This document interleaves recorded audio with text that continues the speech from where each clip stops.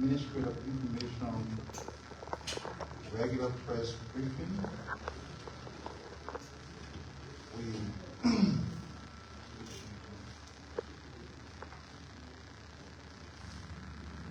We are happy to be here, very excited. As was announced last week, Mr. Jeroboam, Vice Chair is Brussels and attending the EU Liberia Business Forum. So, Minister Johnny Tapa is also not here because he had some urgent family engagement to attend to. But we have, of course, Mr. Nathaniel Not BJ.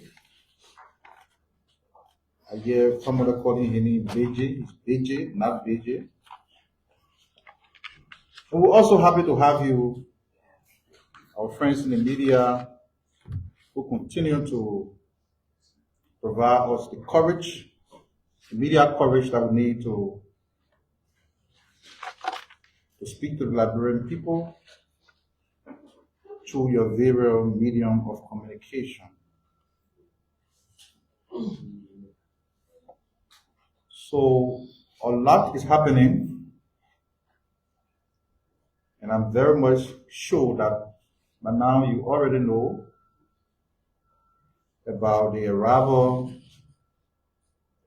of the first consignment of F-moving equipment. This has been a long time coming, but as a government, we're very certain that in as much as this acquisition of yellow machine was the priority of the government as a way of executing all of the road works across the country, in as much as we knew that these were general plans that we have for the country, we're very certain. So at some interval, the critics were asking where are the yellow machines. There were some who believed that the machines would never come. But as we can say in Liberia, seeing is believing.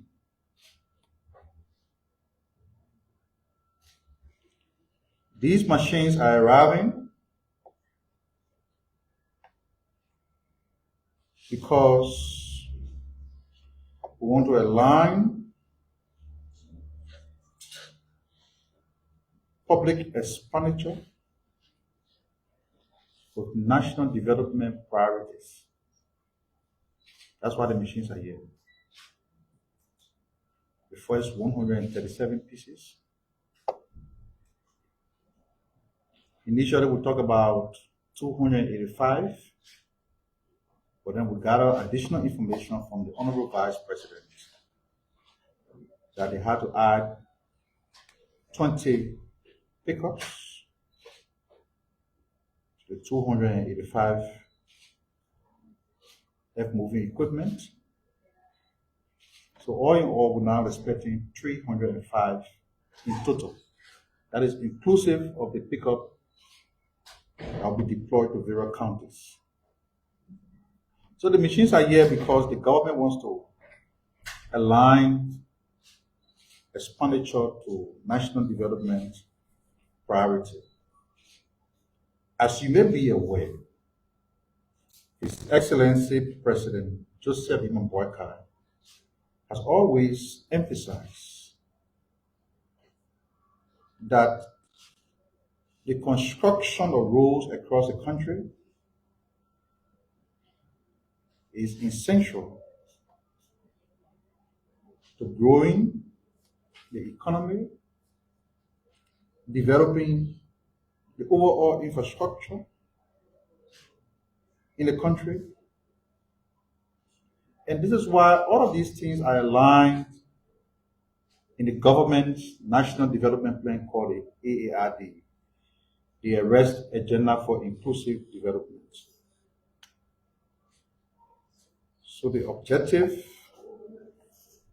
is to expand and modernize the rural infrastructure by constructing climate resilient roads, upgrading roads and bridges, and maintaining existing ones to enhance accessibility and connectivity across our country. All of these things are happening not in a vacuum. They are tied or they are aligned with the national development plan of the country. So the president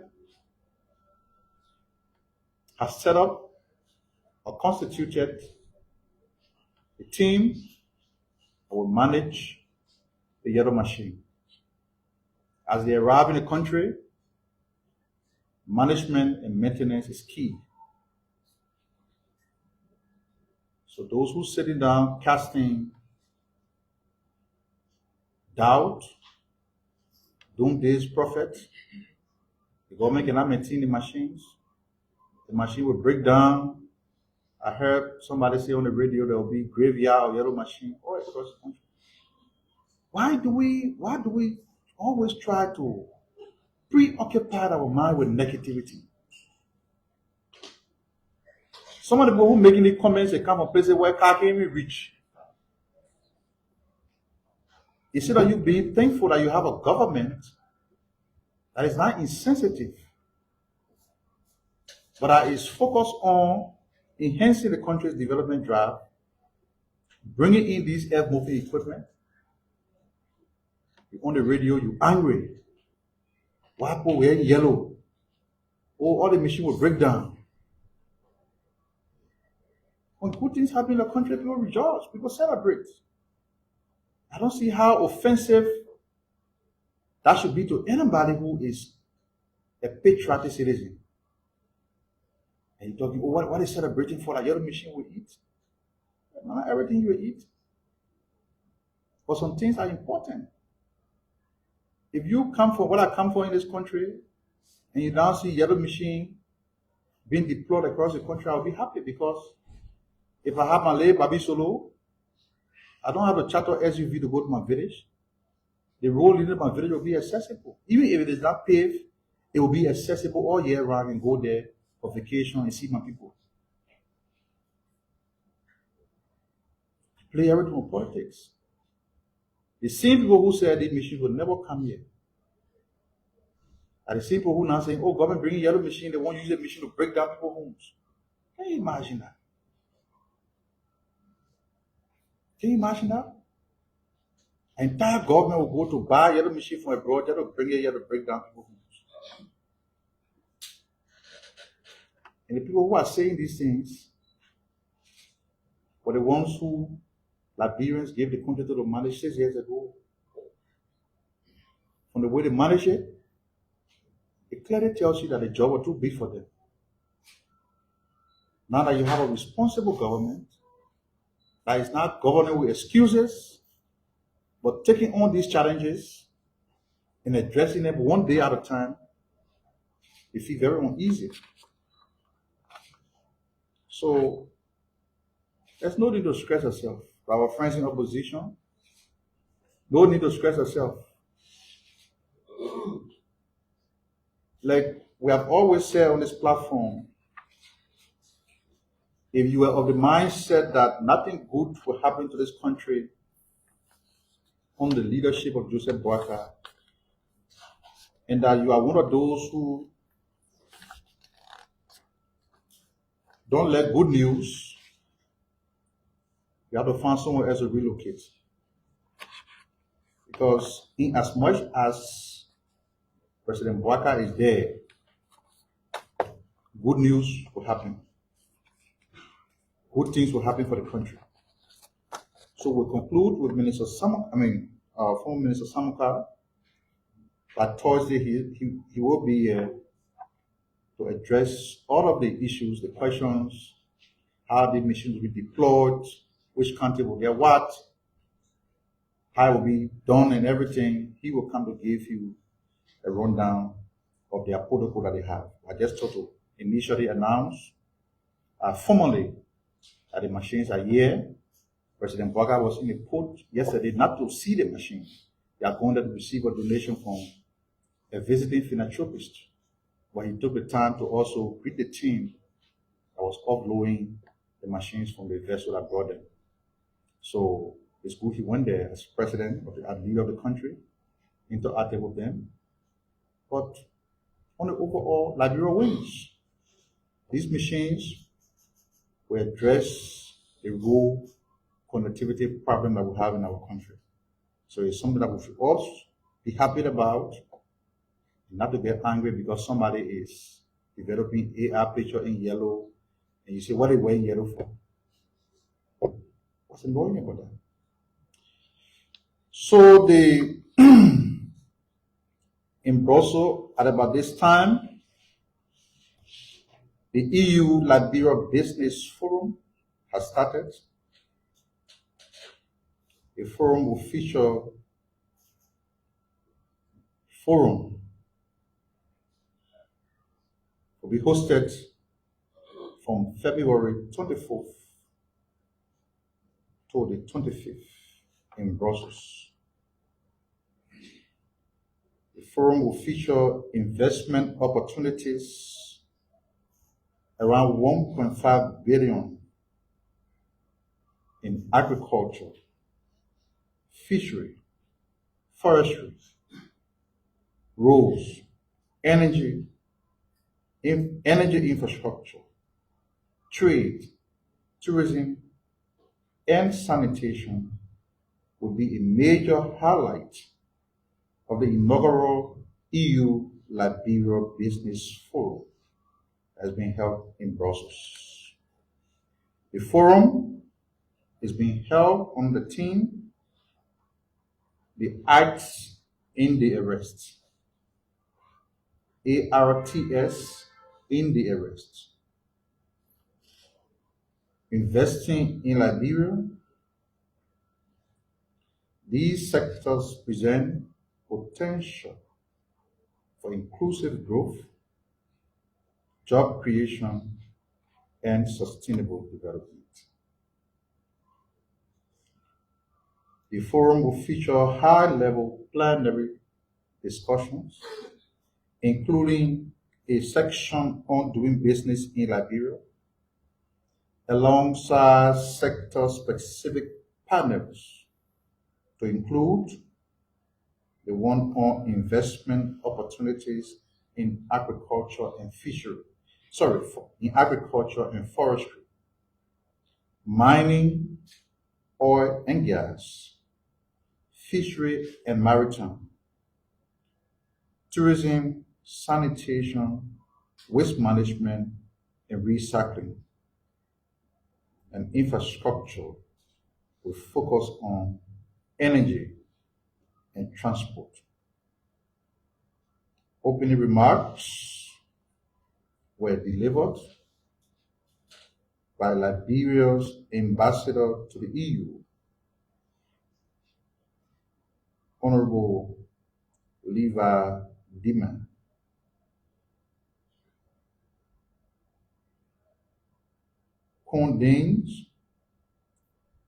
Quyon Doens, the European Commission's Director General for International Partnerships, will also make remarks. Her Excellency Sarah Beslow Yanti, the Dean of the President's Cabinet and Minister of Foreign Affairs of the Republic of Liberia, will also make opening remarks. In fact, she made opening remarks at the forum. We already started. There will be a debate featuring Charles Yumiri, Deputy Minister for Energy, the European Commission's Critical Raw Material Team, and Michael Vendor Maui, Chief Executive Officer of ArcelorMittal Liberia.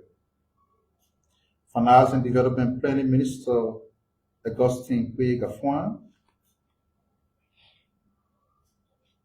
Head of Public Affairs of Brussels Airline, Mano Vendor Camp, the only European airline operating in Liberia, Richie Bao. So these are all people that will participate in the plenary discussions. The EU Liberia Business Forum is organized jointly by the European Union and the government of Liberia. The forum aims to boost economic and trade relations between the EU and Liberia. It reflects the shared commitment of both partners to promote sustainable investment, deepen commercial ties, and advance Liberia's economic transformation. The forum is part of Liberia's broader economic diplomacy and investment promotion strategy with support from the European Union. The forum aligns with the goals of the EU-Africa Cooperation Framework and the EU's Global Gateway Strategy. It seeks to promote responsible, sustainable investment for long-term economic resilience and shared prosperity, while also highlighting the opportunities of everything for arms, which grant Liberia duty-free, quota-free access to EU market for products except arms and ammunition.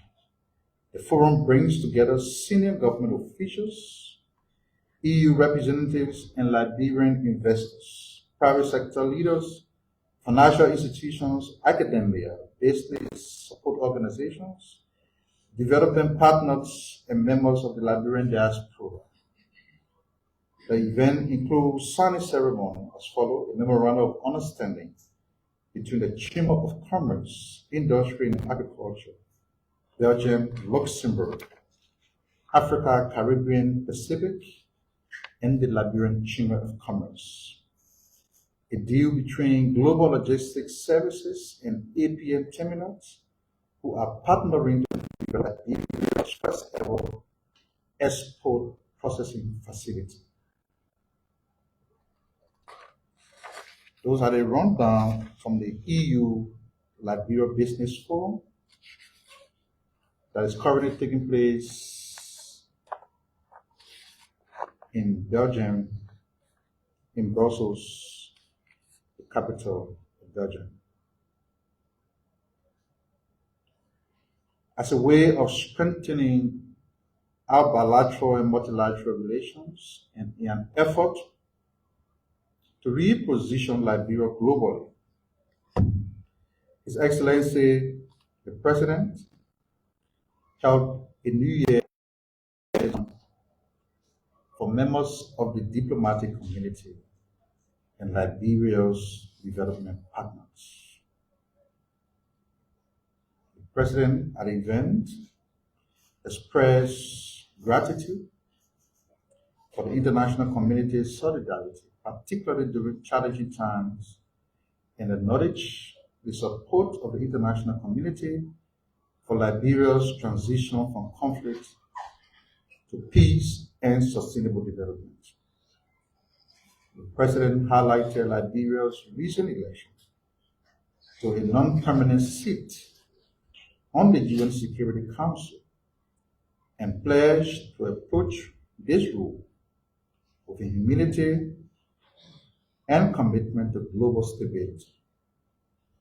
He called for diplomacy focused on mutual peace and tangible economic outcomes, indicating that collaboration in trade, energy, digital innovation, food security, and human capital development. He also reaffirmed Liberia's dedication to regional integration through ECOWAS, the Mana River Region, and the African Union. He thanked partners for their contribution to peace, governance, health, education, and infrastructure, concluding that true diplomatic success is reflected in improved living conditions for citizens. At the event, the president honored two diplomats, former UN resident coordinator Josephine Nkrumah and Ambassador Comfort Lanti from UN Women for their service to Liberia.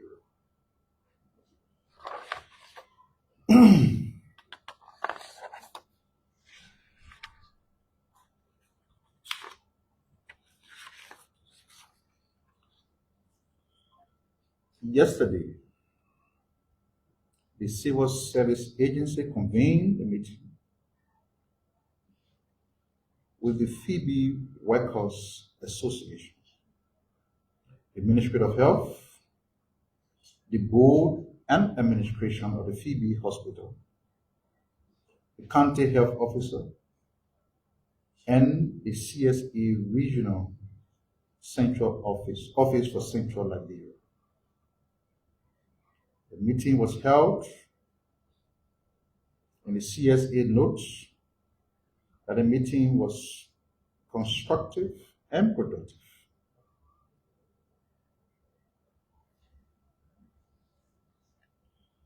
After the meeting, the hospital leadership and the Workers Association agreed to engage constructively moving forward and having understood the clarification from the Director General of the Civil Service Agency on the contending issues raised against the administration of the hospital. Following the meeting, a joint press engagement was held involving the Director General of the Civil Service, the President of the Phoebe Workers Association, the Medical Director of the hospital, and the County Health Officer and the Superintendent of Bond County. The readers showed the public of their commitment to work together and channeled all grievances and complaints regarding all HR-related issues and salary discrepancy to the CSA. The CSA notes that unfortunately, it has been informed that following such a productive meeting, 4 individuals, including Moses D.N. Davis, a war clerk and president of the Phoebe Workers Association, Nicola S. Peter, a plumber, Peter Yala, a mortician, J. Stephen B.K. Wan, a laundryman, Doris Bain, a nurse, Jefferson Smo and James Smo, all drivers. These individuals went on the rampage and instigated fresh protest action, causing serious disruption and preventing the workers who were en route to work from entering the facility. The CSA notes that one of the instigators, Peter Yala, took a group of journalists in the hospital, moving from wall to wall, moving from one wall to another, broadcasting live on social media with cameras and microphones, thereby dangerously exposing the privacy of patients, some of whom were naked, struggling to find clothes to cover themselves, and left in panic mode. The CSA described such act as a behavior unbecoming of a civil servant. The CSA further notes that such action is a clear violation of the standing order of the civil service, specifically Chapter 4, Section 2.2. The Director General of the Civil Service has therefore informed us that in keeping with the standing order, the employees concerned are hereby suspended with immediate effect for 1 month without pay, pending an immediate investigation of the disturbances and disruption of work on February 24, 2026.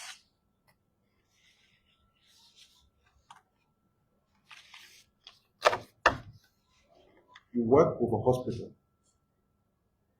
You dare to save life. You have issues.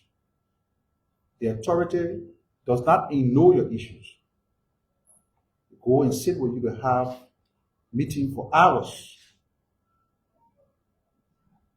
Conclusion is reached. And after the meeting, having committed to engaging constructively, go back and begin to cause disturbance. All of us know that hospital are not places that anybody can get work with camera inside recording. There are people in the hospital, some of the conditions are beyond description. Because you have issues with somebody who works in the hospital. You decide to go on a rampage. Whether life will be lost as the result of your action, you don't care. Because everybody want to be political. You listen to the radio station, the students who are abroad telling, when there's a delay in the payment, the only thing they do, they call the radio station and say, oh, we haven't received our pay. Now listen to one of my friends in the morning, he said, the government like brought pay his school, when they said that I left, so he called the radio station so he can find a city out of pay. So it's unfortunate that it happened that way, but sometimes the action being announced by the civil service is important because people have to know that while you have the right to do whatever you want to do as a person, that right cannot also violate the privacy or the very law that governs you as an employee of the entity. Just the other day, we announced here that the government was putting all those who work with Phoebe Hospital on payroll because why? The hospital would not pay them. So the fact that you're not on government payroll, you are a civil servant. And when you are a civil servant, you are governed by the standing order of the civil service. That's why you're not supposed to do certain things. So I want to thank the Director General of the Civil Service for the prompt intervention.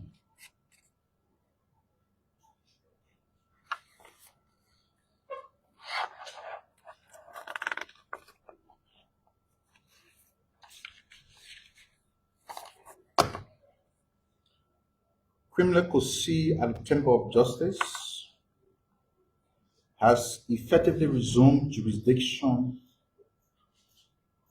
over the criminal case involving the former finance minister and co-defendant.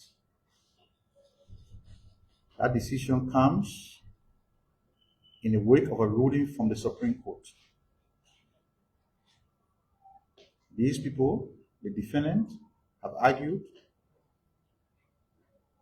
that even though they took millions of dollars from the government like brought covered, but they cannot be prosecuted because, according to them, they got immunity. They acted on the president order, so the fact that the Constitution grants the president that immunity also extends to them. The legal argument has been lingering. The Supreme Court has finally ruled last week.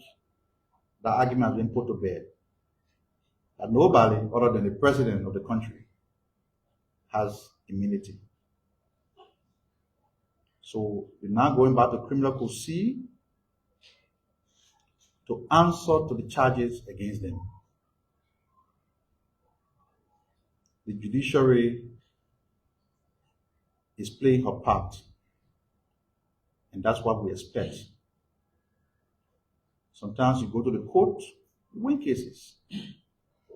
Like this morning, the court ruled against the asset recovery team.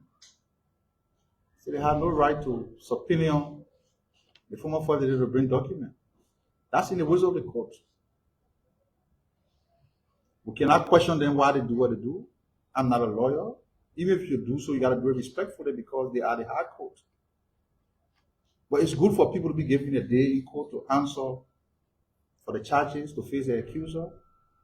And I think Mr. Samuel Twe and other co-defendants, they need to take advantage of the legal process to go to the court and answer to the charges. And when the probable cause exists for conviction, they will be convicted. If the cause do not exist, they will be set free. But as a government, we are committed to ensuring that the culture of impunity that have long survived in this country cannot persist any longer. How are we doing this? We're not doing it arbitrarily. Just go in the street, grab people, put in hanger and put in behind bar. No. When you are accused of committing a crime, the judicial process takes time, but it has to be concluded. And so while we were calling on the Supreme Court to rule expeditiously because it's time-consuming, statute of limitation, the court has ruled, and these individuals will now be compelled under the jurisdiction of criminal proceedings to answer to the charges that the state has brought against them. It's good that we follow the process and provide the public with updates on these cases because a lot of Liberians, members of the public, are interested in how far the government is going in prosecuting these people that are accused of committing crimes. So we all talk about corruption and we want to say how the government should go about it. The courts are delaying. One of the bottlenecks to holding people accountable, I must say people, I mean people who come to the government and steal money, is what they call statute of limitation. So when you come to the government and you commit a crime and the government does not indict you 5 years after, but that statute of limitation, you cannot be prosecuted. So there are a lot of people who enter government, they steal millions, and they keep their head beneath the water. When the 5 years have gone, they come up, and they start to use the proceeds from those acts of corruption to benefit themselves. So the president, as part of his effort to reform the way we fight corruption, the way the laws are currently written, how it provides some, escape route for people who want to steal, the president submitted a bill seeking to remove the statute of limitation. And there are some papers now writing that our law is intended to target the former president.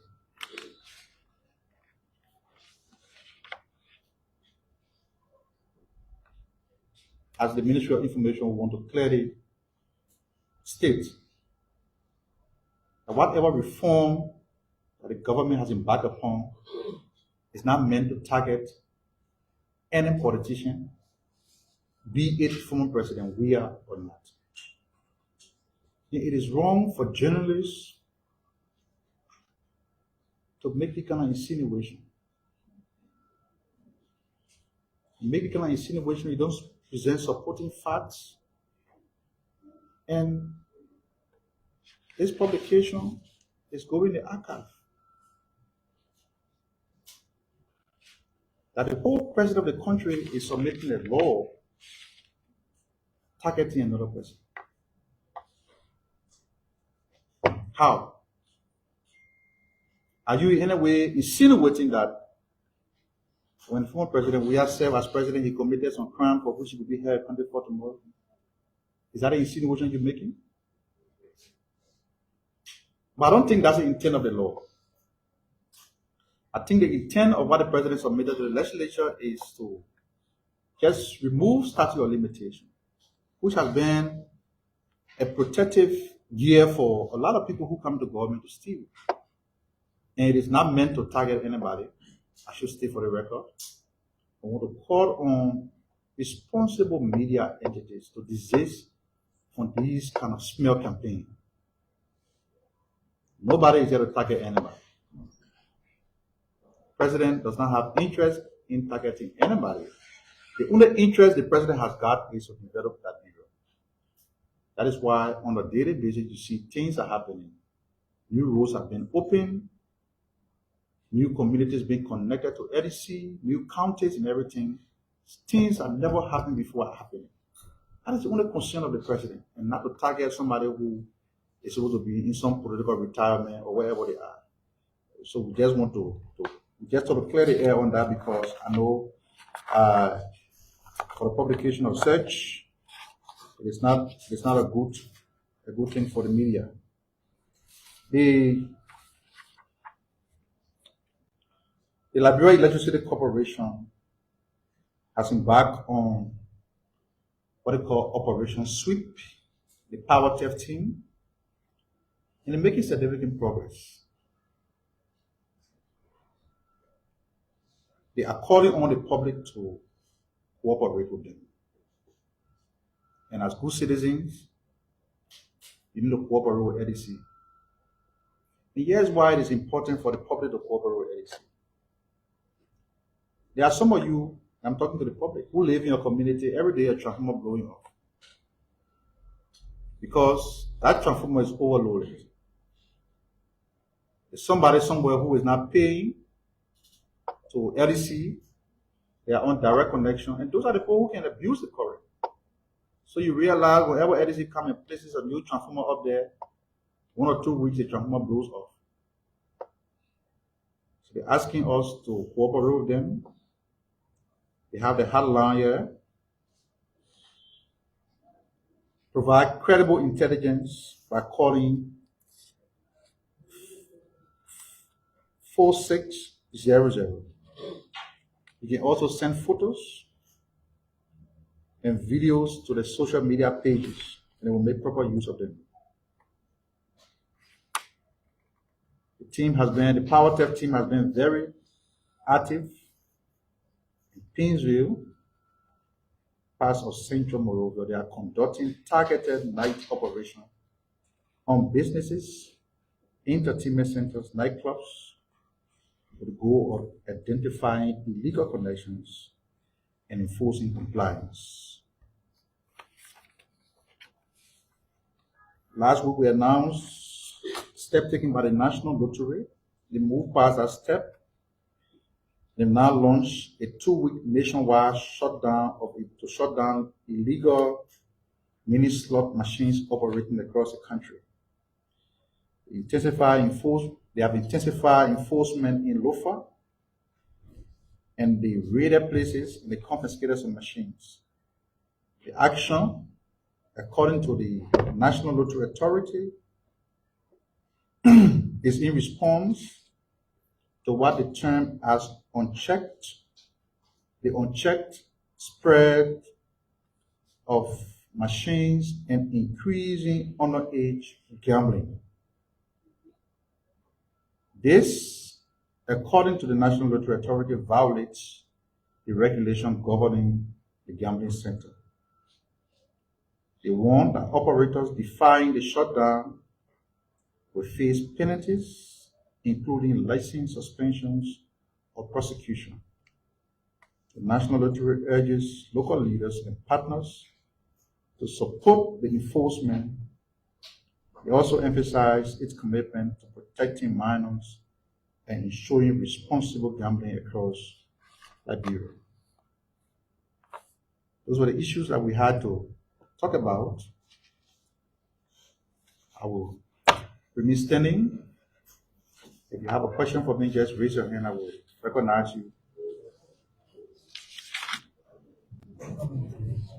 No, Famula, are we missing any? Okay. Yeah, I'll take it.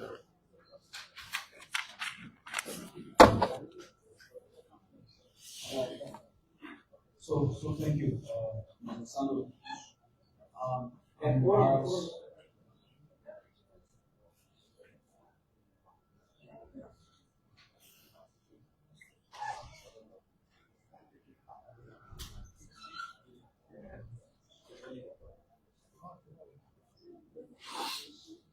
Yes, yeah. yeah, go ahead. Go ahead. So I'm embarrassed and I report for meetings like this. This is the information so I'm ask for you. First of all, you pass it. So about that. Well, you can say keep your question here. No, Next no, week. Yeah. it's national concern.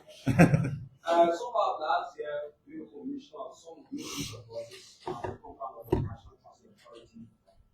The president disclosed in relation to seeing the emergency that some are conflicting and lead some to the applications. The president disclosed that Apple Bank was financing the yellow machine, the railroad machines. And on January 13, 2026, the Minister of Information, Mr. Chamili Mafia, announced that the National Development Authority and National Development has contributed to 5% of the financing of the elections.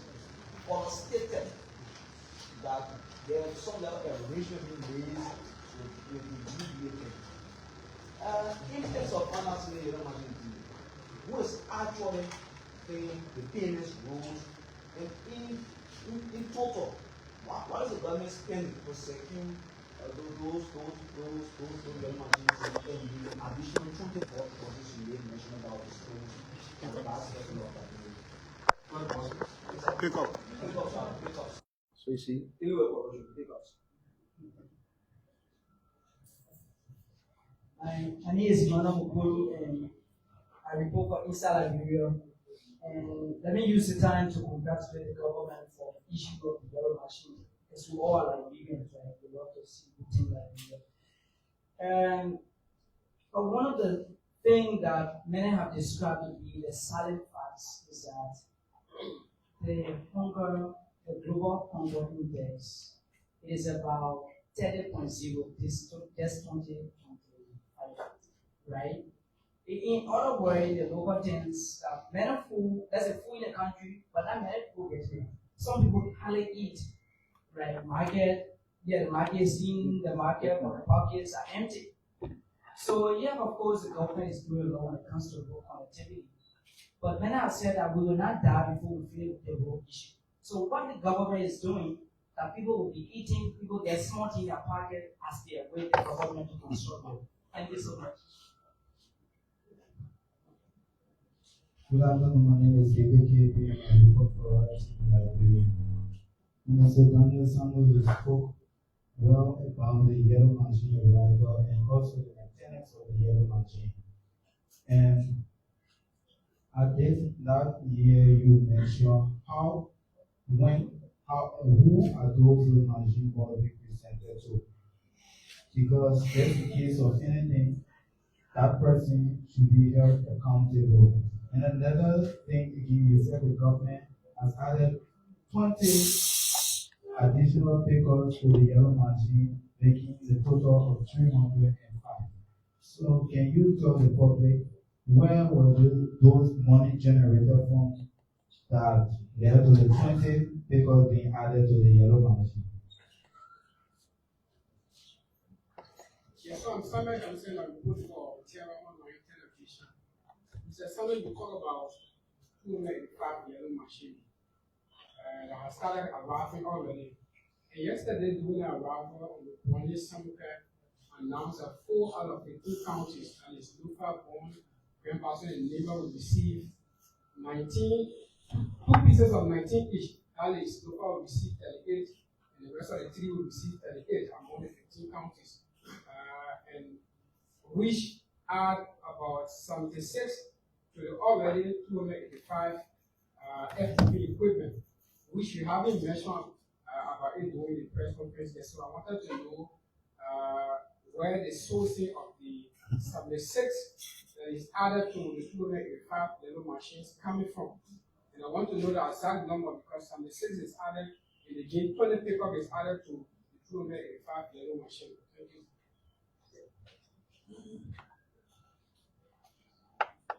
So you were asking right for the former newspaper and also the homeland TV.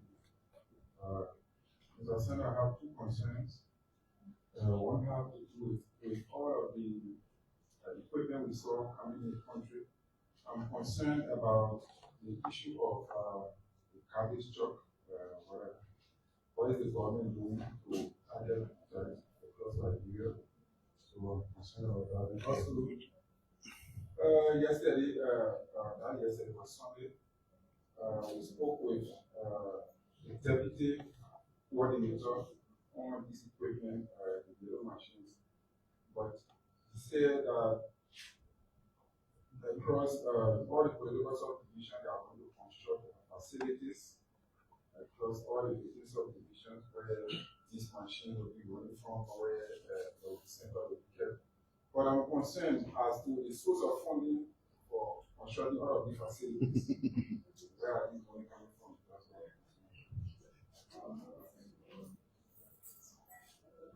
Let me say good afternoon, Mr. Sano and Mr. Beji. My name is Joseph Sadi, and I'm the host for Atlanta TV. Mr. Sano, today you sit in the seat as Executive Minister for President of Public Affairs. A few years back, you were in opposition, and both of those now who occupy some of these positions like Executive Ministers, Assistant Ministers, they were in opposition. When the former President broke ground on the new redemption hospital, the 1914 building, the Emory Hospital, Bali Island. You guys are in opposition. You guys criticize most of these things, and even the issue of formalization that you criticized by then, that you up to now you are not undo it. And there are a lot of people. I've seen a lot of hypocrisy in some of your comments. Why should you respond to that?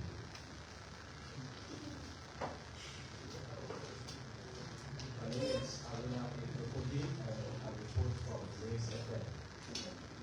Minister, there is confusion in the public concerning PD Hospital as to whether it is a private institute or governmental institute. So I want to know, is it that there is a specific project that is allocated for PD Hospital or the government of Nigeria is just doing PD Hospital favor?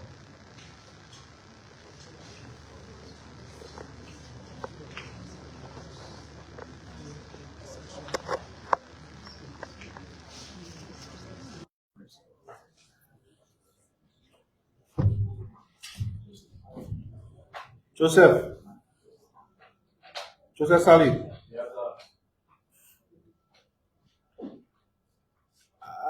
I don't bother myself about opinions people have about me. To say I'm being hypocritical because I say something that you don't like, it's your opinion. They see where you have an opinion about me, I have an opinion about you. Opinions that we express are not necessarily facts. How we feel about people. So I can't control how people feel about me. There are people who say negative things about me every day. There are people who they see me, they praise me, they appreciate me. So should I be like the dilemma of the ghost and yet be confused? Say, well, I don't know what to do. People praise me, people complain me. No. Yeah, people express their opinion about you. It's their opinion. They see what they have something to say about you. You have something to say about them. So, yeah, I mean, what I do know is that when we were in opposition, our criticism was based on the substantive. When President we have built 14 military hospital, we never criticized him for building 14 military hospital. Of course, some of the ambitious promises he made, which he didn't take one step to even start. Like the airplane cake that you see people making mockery of on social media. I'm not the one doing it. He said you're going to build a coastal highway. You're going to bring 6,000 teachers from Nigeria. You're going to build weed factory. He didn't do those things. So When people bully you based on your failure to accomplish what you promised, there's a problem. So the reason why you see there were a lot of apprehension among them about the yellow machine, because they also wanted to attribute the yellow machine as part of the field promises. So they did everything they could. They misrepresented the public and said, oh, they don't have the money, people want to steal money. It's a whole trap they set to steal from the public recovers and everything. Today the machines are here. We can't argue that the machines are not here, they are here. If I'm saying to you that there is no need to criticize somebody who is celebrating the yellow machine, how about being hypocritical? They are Liberians. Some of the people who celebrate it from Grand Crew County. They're from Maryland, they're from Sino. Just imagine the road condition in those places. Should they not celebrate? Of course, they should.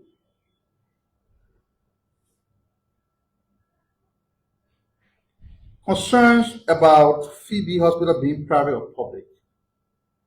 So I think the way it has been handled is it's not a government hospital, but the services being rendered there, Liberian benefit. So the government has been making some interventions.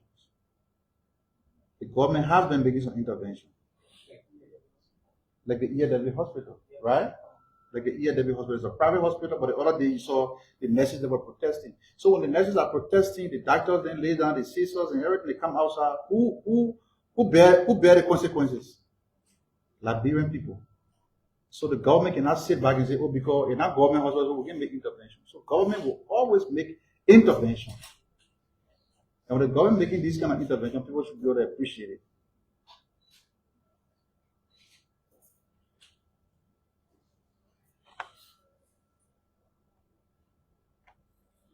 The concern about the garbage is something that has been brought to my attention. The mayor of the city of Morovia has been here once. We'll make effort to get him here next week. Because when the public see all this equipment coming, they say, but when MCC get another dump truck, so they can be taking the garbage from the streets.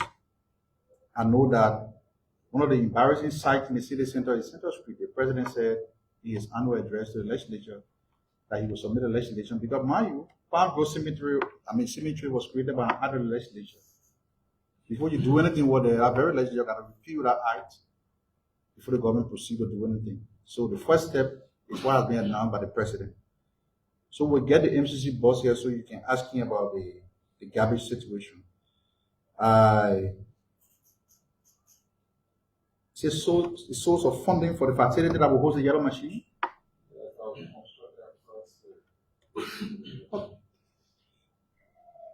So if the government of Liberia is doing something, who funds it? It's the government of Liberia. What the president has said that prior to the war, all of these counties have public water yard. All the counties have public water yard. Today, when you go to some of the counties, if they're not sold the machine as scrap, you still see those yellow machines parking there. Facility there. So it's just about reactivating or renovating the places. Of course, it will not be done without, spending public resources. It's a public facility. So when the government of Liberia engages in the project, the money cannot be spent by maybe donor partners to get involved, but in the instant case, the yellow machine project is 100% funded by the government of Liberia.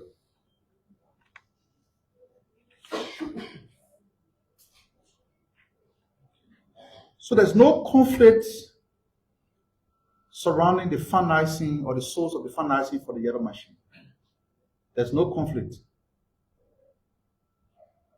I don't know where you get your information. The presidency, Echo Bank will financing. No. What the government announced is that UBA agreed to provide the money, but the government had to do some upfront payment. And that money was paid by the National Road Fund. And the Road Fund raises money that are meant to maintain and build roads in Liberia. So the road fund paid the first money for the yellow machine to come. There's no conflict about that. That is part of the statutory responsibility of the National Road Fund. All of the taxes they collect on the taxes or the levy they collect on petroleum products brought into the country, that money is meant to maintain built roads across the country. So the machines are coming to build roads and maintain roads. The road fund has a statutory role to play. So there's no conflict about the funding. Let us not quite more than what we can chew. You asked whether there was conflict between EcoBank and UBA who funded. I said the government announced that UBA got a deal to provide the funding, and the government will pay back to UBA.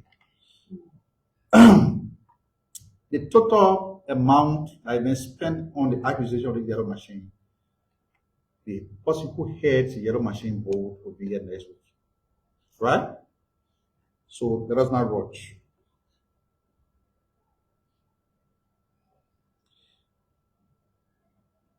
The machines are coming, government building road, but people stay hungry.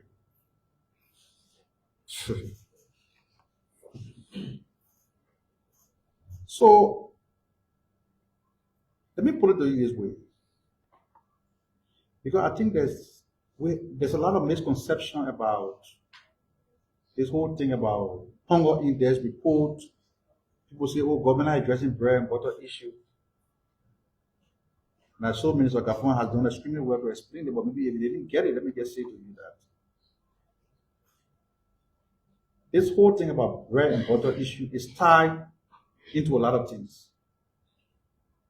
It's tied into the transportation. It's tied into security. It's tied into the payment of civil servants. It's tied into the condition of roads across the country. It's tied into the movement of goods and services. It's tied to the price of basic commodities. So if the government can boast of price stability for the last 2 years, no shortage of certain products in the country. Not only that there has been no shortage, but no hike in the prices, government to a greater extent has reduced work with the importers, the dealers, to reduce the prices of some of the commodities. Opolo, you were here. I'm not too sure you were in Aricos when people were jumping over the fence to buy 25 kg bag of rice. As the deputy spokesperson of the government, I can assure you that it would never happen under this government. At the time, that rice was sold for like $17, $18, $17.50. So there are very rice that people were jumping overboard to buy. The price has been reduced to $14.50. The government market $15. Is that not part of the bread and butter issue? There were people in the southeast buying a bag of cement, double the price that you sell it in Monrovia, because of the road condition. The government has to show that that region is accessible and the roads there are pliable. As a result of that intervention, people now buying the bag of cement, very affordable price. I sure that will not be part of the bread and butter issue, because nobody bidding how everybody living to eat. So just price stability alone tells you that the government has done well in addressing the bread and butter issue. Whether everybody in the country is hungry, I have no idea about that. Maybe you got to bring us a statistic, let me look at it. Then we know that out of the 5.4 million people in the country, there are 5 million people who are hungry, they can't eat every day. But if people are not eating every day, you think we'll be as healthy as we are? Just look in the room. Look at the journalists. Everybody healthy. So let us not paint a distorted picture of our country to say, oh, everybody hungry in the country because the government is focusing on building roads. That is not true. I'm equally not saying that we are all waiting. No. We have issues. That's why the government has never shied away from me to say, look, we have to create jobs for our people. I started the press briefing, we're talking about the EU Liberia Business Forum. The potential for investment amounting to $1.5 billion. in various sectors.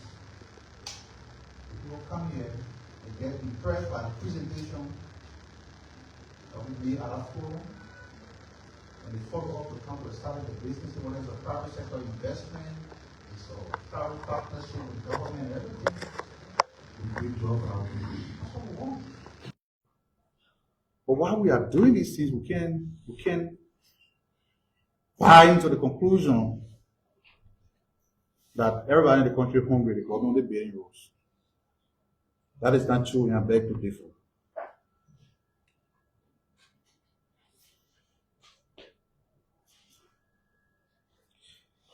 So when and how will the machine be presented? We told you that they gave you a schedule. There are 15 counties here. All of the 15 counties are now the same size. They don't have the same need for road connectivity. Maserado does not have the same need as Nima or Grand Bassa. So what that committee set up by the president has done is to divide the country into zones. And they told us that the county of Grand Bassa, Nima, Bong, and Lofa will receive 2 sets of the yellow machines. 2 sets each will go to these counties. 2 sets. So 1 set will include 1 compactor, 1 dump truck, 1 water truck, 1 trader, front end loader, grader, and everything. So they have it there, right? Yes. One set constitutes 19. So if they say Bassa getting 2 sets, then you should know how many pieces go to Bassa. And by the way, the 20 pickups, one of the pickups will be deployed to every set of those machines. Okay? So that's how it's going to be done. Every county will not get equal because we don't have the same size, we don't have the same needs. But of course, every county will benefit. County, the size will get what belongs to them, but they said to us that Bassa, Nima, Bong, and Lofa will get 2 sets of the yellow machine. It is based on the assessment that has been done by the Ministry of Public Works, for which they will deploy 2 sets of the machine in each of these counties that I have mentioned for maximum impact. Right?